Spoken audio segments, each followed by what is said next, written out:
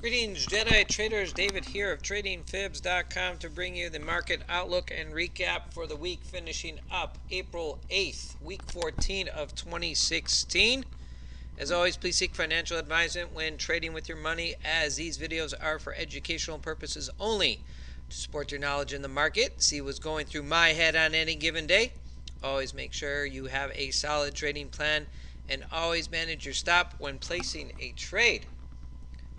Alright, we are about to head into week 15 here in just a little bit over an hour. It is Sunday, April 10th right now, and let's take a look at a little bit of last week's action, as the market economic calendar was really focused around that Wednesday session with FOMC announcements, Janet Yellen speaking, and a whole host of economic data there on Thursday session. And so trading session focus for week 14, again taking a look at the market. A total of 30 setups here in the Trading Fibs live trading room every day, 645 ticks net. You can see a little bit more in depth each day is looking at possible setups. It really was towards the end of the week. It was all about the NQ this week. Here on Wednesday's session, getting into a little bit more depth on the analysis here on the blog of why it was I would have held off, why it would, what setup was the better ones to take. Again, sticking to value area, looking at price action with the highest probability trends, and finally giving way to some amazing trades both on Wednesday and Thursday's session, and rolling into Friday thinking, hey, you know what? We had 2 great days there on Wednesday and Thursday, and then Friday actually a little bit more amazing there, as we could see the crude really ran up pre-session, and eventually all 4 indices making a nice trend there to the downside. Market really giving up some gains for the week. So again, make sure you always check out the weekly results each week there on TradingFibs.com. Again, there it was, the NQ, with, as always, together with the other indices, looking for potential setups, sell signals, placing a trade on setup, and taking a contract off and seeing if a runner will work. If it doesn't, you're stopped out, and you try it again, and you try it again until eventually one of those trades will run to either a daily gap or perhaps one of those Fib projection levels. We'll go ahead and show that to you here just in a little bit. So there it was.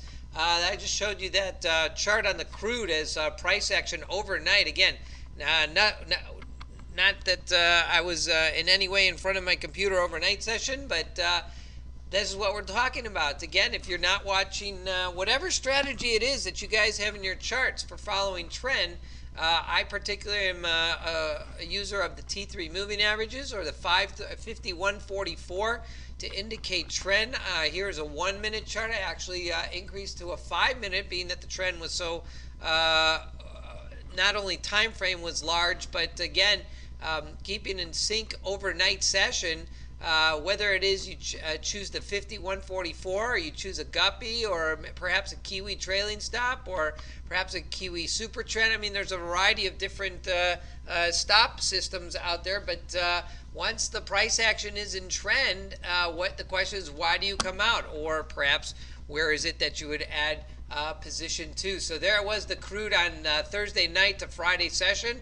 And looking at the indices, which we know after FOMC minutes pretty much didn't hold to much higher highs, found some resistance there at the 50-period moving average. And here we have the 5144 intraday on a 1-minute with the with the 13 EMA, as well as whether you're looking at a bigger time frame, as we'll be looking at that in the next couple weeks on the larger time frame using different types of trends.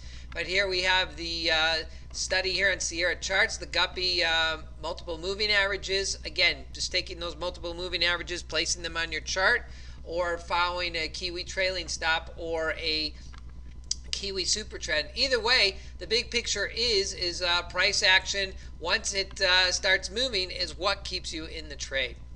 All right, so that's an intraday picture of some highlights of the week. Let's jump right into the daily gaps. Again, at the end of the day, daily gaps are just another end of the line. Weekly opening price here on the TF 1112.2 is price action, pretty much waffling at the highs, but we know after FOMC minutes you're going to pretty much see the same picture on all the indices as price action came down and found a little bit of a rebound. Again, we have an open gap sitting up here on TF Russell at 1124.7, as well as to the downside here, 1027.1. So whether the market continues upside or downside, that would be based on an intraday momentum. We could see price action draw itself to one of these levels and eventually close them out. Again, it's to keep in mind, like I say each week, eventually markets on the TF will roll down to 968.10. It will happen. Question, I can't tell you when, but I can tell you when the probability is more likely, and we're not there yet. Daily YM, again, a weekly opening price up here at 17,697. Pretty much reaching last week's session on Friday up to those December 2015 highs, pretty much rejecting a little bit. Hey, we could pull back here and then just push higher. We still have an open gap down here at 15,838. We closed that one out just above that about a week later, but we still have price action that eventually on regular trading hours will come back and take care of old business. NQ, a little bit more exciting with weekly opening price here at 45.21. We did close out a gap this week, 44.95.25. Two still sitting upside and one sitting downside here at 40.17. Taking a look at the daily ES, again, closed out a gap this week right there, 20.54.25. So last Friday's session all the way up. And then Monday price action coming down on, excuse me. There's Monday. Tuesday's action was downside. Wednesday we came back, closed out that gap, and then Thursday, Friday session pretty much sideways to down. Weekly opening price here on the 6E, as you can see, for the most part, the 6E for the long term, we'll go ahead and take a look at the Fib levels, but price action pretty much choppy at the lows on the euro here as weekly opening price pretty much closing out towards where the open was, but we do have a nice open gap to the downside here at 1.06. So looking ahead, I can see the euro coming down and take care of old business. The crude, boy, the big question on crude we just saw on the price action on Thursday, Friday night, overnight action there. Again, you see this close on Thursday, whether you're trading the overnight or not. Intraday, by the hour, by the minute, you were able to stay in that trend. As far as gapping up is concerned, now we have ourselves a nice open gap. We'll go ahead and draw that new line, but we did close out 37.82, weekly opening price around 36.66, and gapping all the way up here. Still looking upside here, $46 as another open gap there from December. Maybe we would go retest mid-March highs. But again, the intraday basis, as we'll take a look at the long-term picture, is whether we go upside and close those gaps or we return back to the downside. And following up on the daily GC here on the gold, open gaps all down below. Love the gold taking care of old business. It usually takes care of old business right away within a day or a week. Here we closed out two open gaps from this week, 12.27 and 12.32.5 after a weekly opening price at 12.23.5, but a lot of choppy action here on the gold. Jumping over to volume profile again, keep in mind if this is the first time you're watching these videos, well, one of the key things on volume profile versus the market profile, price action, again here you can see on the euro really chopping it up sideways, leaving open points of control. Those are the solid blue lines, but in particular whether you adopt Stoudemire, Dalton, the CME's got some great tutorials out there on using market profile, volume profile to your daily trading plan, including the shadow trader. You might want to check them out.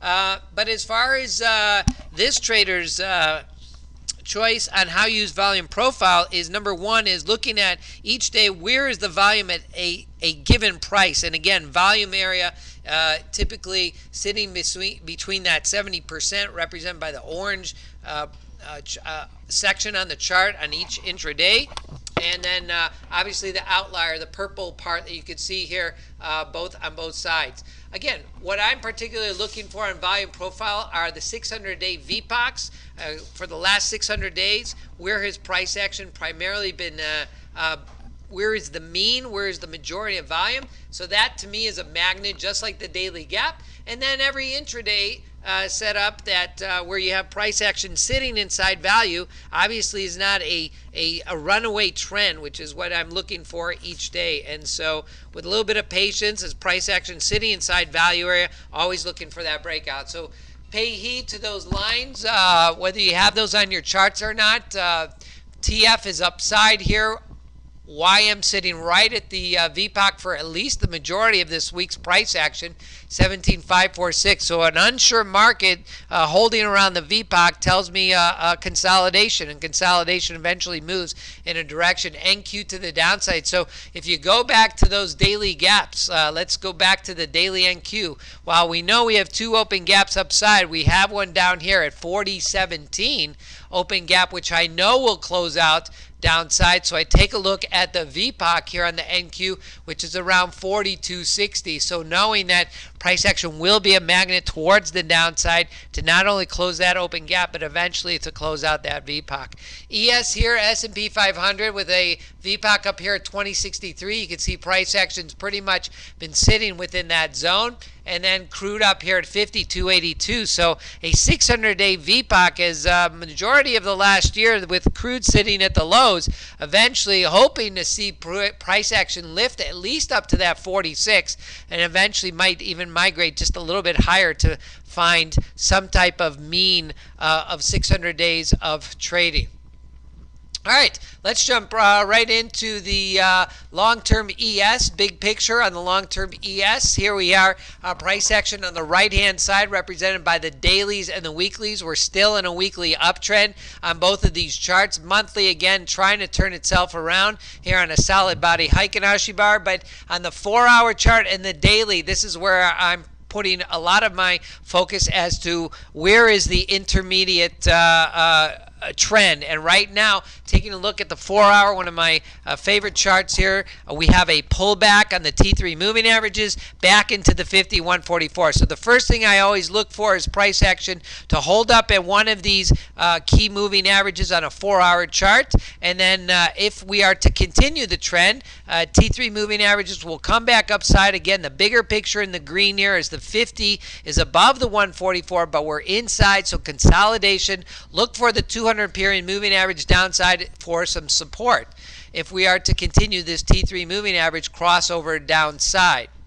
If you take a look at the Fibonacci's, the last couple of weeks, we went ahead and drew a fib line all the way up to the highs, as we see price action now retreating here. As we saw in some of the other charts, perhaps we continue higher to the 2015 highs. If we are pulling back, look for the 200 period moving average, including the 23% fib retracement, or perhaps even down to the 50%, which is now sitting here at a 38% fib line. Now, can I tell you whether we're breaking trend lines, we're breaking moving averages? The key is to the intraday setup. The higher probability setup on an intraday basis will be looking at a higher time frame, perhaps a 50-tick range chart, or even an intraday, a smaller time frame. I tend to watch the 10-tick range chart to see if a setup probability is there on the majority of my charts. If I know price action is coming downside, the probability is that we go ahead and continue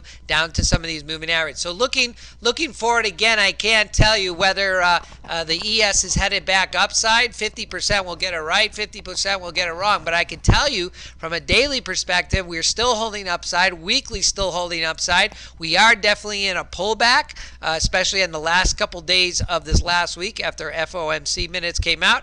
I'm looking downside for some support down here at the 200 period moving average, and I will make that basis decision on an intraday. Taking a look at the NQ price action, pulling back here as the T3 moving averages have been downside, back inside the 51.44 like the ES. Look to the 144 for support here. Again, weekly and daily still holding upside. Taking a look at the Fibonacci, we have price action on a fib extension here on the NQ, holding here at the fib extension 1 with the 200 and the 50 below. So again, whether it's the 4-hour chart or whether it is the daily chart, I'll look for these levels for key support, and then for the momentum on an intraday basis to the downside. Again, if you're looking for entries, whether it's on ETFs or stocks, it's the same similar setup. You want to make sure you check out my weekly supplemental. Where are the right now, where is the technical momentum? And typically on any good trading is sometimes looking for a pullback opportunity or for an initial crossover.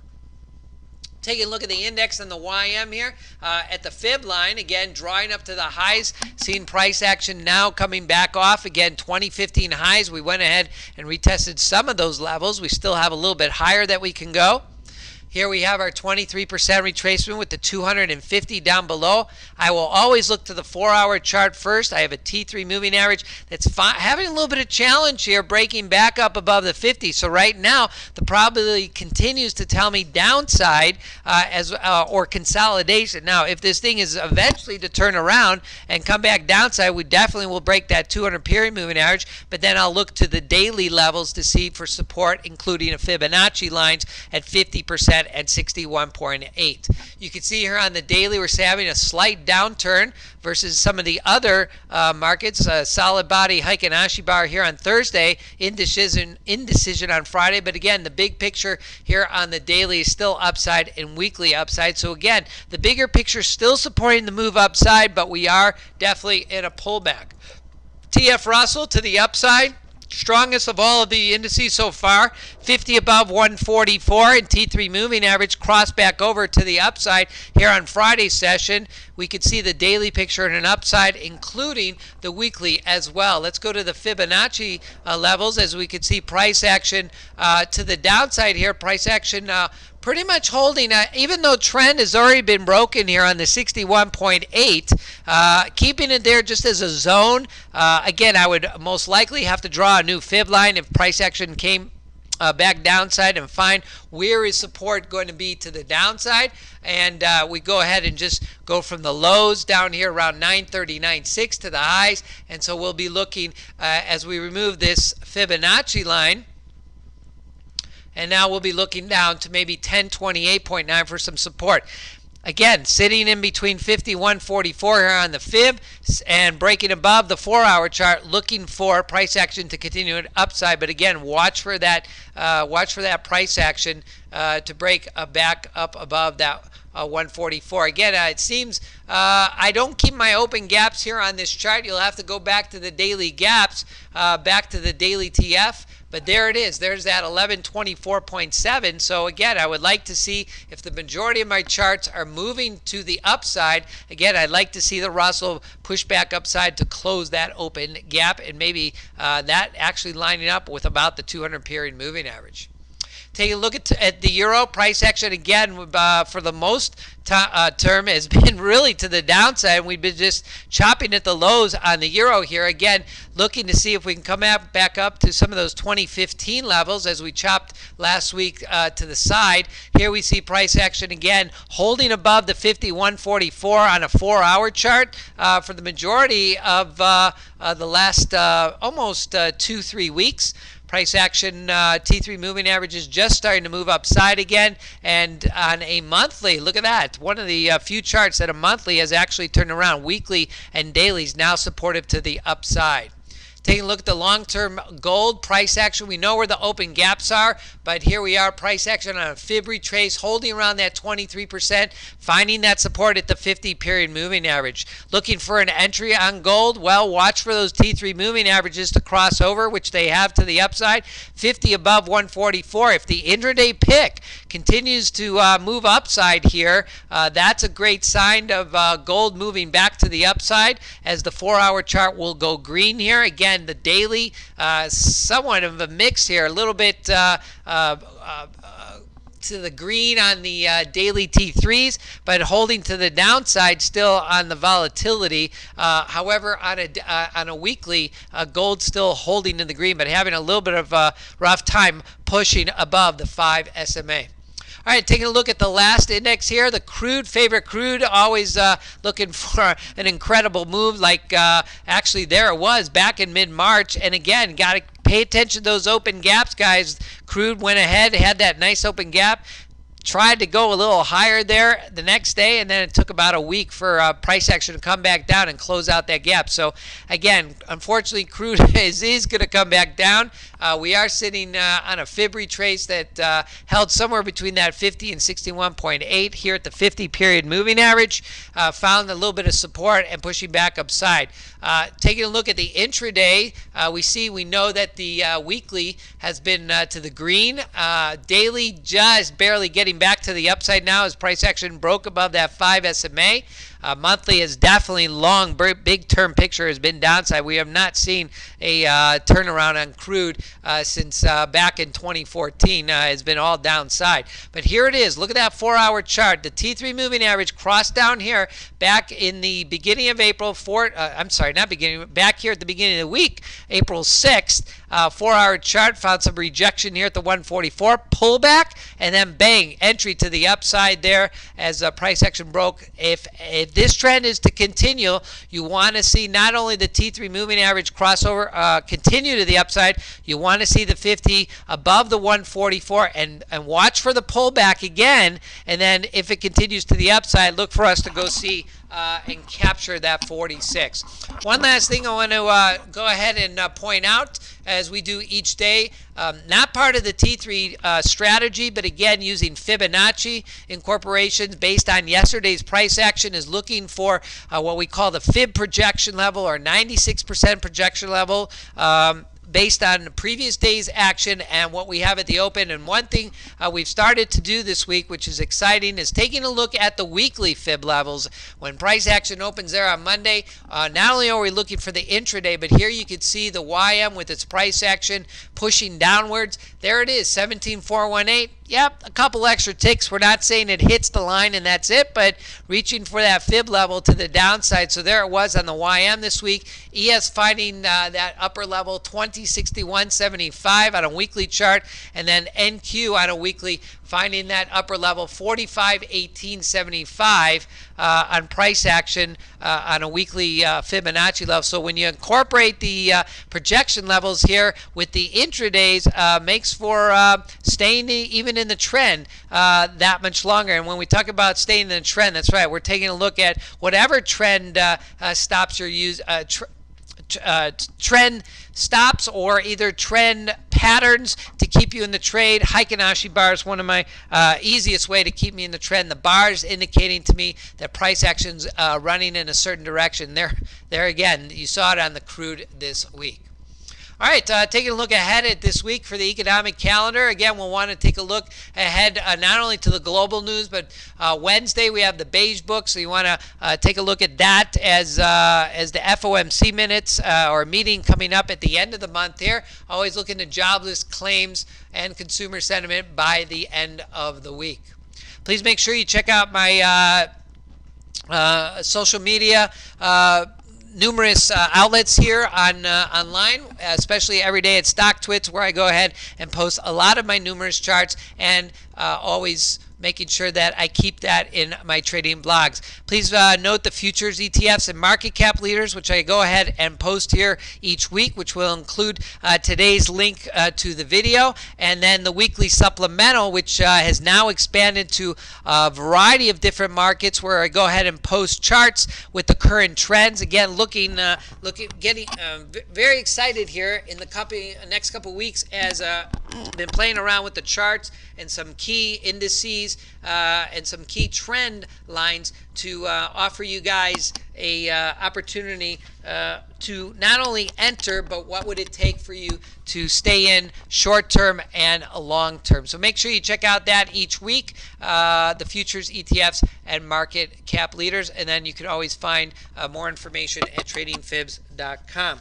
So that concludes the insight into the state of the indices. Feel free to stop by at any of my social media outlets to obtain more more information. My mantra of one simple strategy, any market, any chart, any time frame will keep you disciplined. You can find me every day on Twitter at Trading Fibs. And as always, I leave the crystal ball to the experts. I only trade what's in front of me and on my charts. And always leave your bias at the door when trading.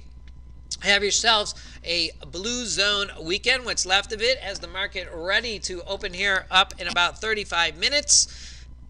Good day, good night, and good trading.